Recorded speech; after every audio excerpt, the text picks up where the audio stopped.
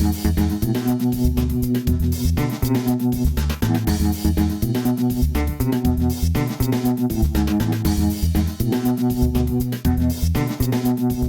up guys, Nostalgic Girl back with another finds video here. This one, I've picked up all these games from a local game store of mine. I've talked about them before. They're a pretty cool group of brothers there, named Punch Out Gaming is the name of the store, and you can find them online. They have some pretty good deals on their games for the most part. I don't really come across any that are really too overpriced, I feel like, especially for a game store. They do a really good job of keeping competitive pricing, and they have online sales. They do the random boxes and stuff like that.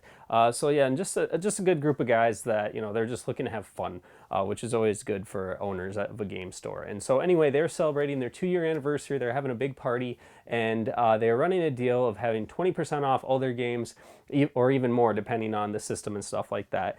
So I decided, you know what, I'm gonna go check them out. I also, in my back pocket, had armed with me a gift card that I got from my in-laws for Christmas. That was quite a bit of money. I don't want to say how much, but I had a decent chunk of change to be working with. So I was like, let's go over there. I brought my son with me and decided let's check it out and see what games I can pick up. And when I got there, they had a ton of NES games that I did not have in my collection. So I decided, you know what, I'm gonna go for it. This is all NES games I'm gonna pick up here today. And so I'll just go ahead and start showing you what I grabbed. So, kicking things off here, and these are really in no particular order, but I picked up Diggerty Rock, Tiny Toon Adventures, Caveman Games, The Immortal, Dr. Chaos, Wild Gunman, Dirty Harry, The Adventures of Tom Sawyer. Keep it coming here. We got Shooting Range. We've got Home Alone 2, Lost in New York. We got Werewolf the Last Warrior. We have Quattro Adventure 4. We have Silkworm. Krusty's Funhouse from The Simpsons. And we have Thunderbirds, Bugs Bunny's Crazy Castle, and Super Dodgeball. Now, all those games is what I picked up with my gift card and a little bit extra from me. But I was looking to get a few more games, and they had some games in the back that I knew about. A while back they had posted about some guy, a friend of theirs, was selling off his collection, and he had a lot of awesome games. I actually had tried getting my name in there to get like Gargoyle's Quest and Metal Storm, I believe it was, but unfortunately, due to some miscommunication, I wasn't able to get those games. But then I also found out that I wouldn't have been able to use my gift card on them, which is what I was hoping to do. So it kind of worked out either way, but I said, you know what, let me take a look at some of those games, let's see what you have. And the most expensive one they had was the Tengen Tetris, which I was just like, yeah, I don't really care about that one. So I picked up some titles that I've been wanting and I've been looking for, but with no success. And that is Star Wars, Kid Icarus, and then one that I picked it up more because I hadn't come across it, not necessarily because I was like, oh, I really wanted it, but Puss in Boots. And so, yeah, that was a total of 1, 2, 3, 4, 5, 6, 7, 8, 9, 10, 11, 12, 13, 14, 15, 16, 17, 18, 19 NES games I was able to add to my collection. So it was pretty cool. I was really happy about that. Got an awesome deal for it, especially with the gift card.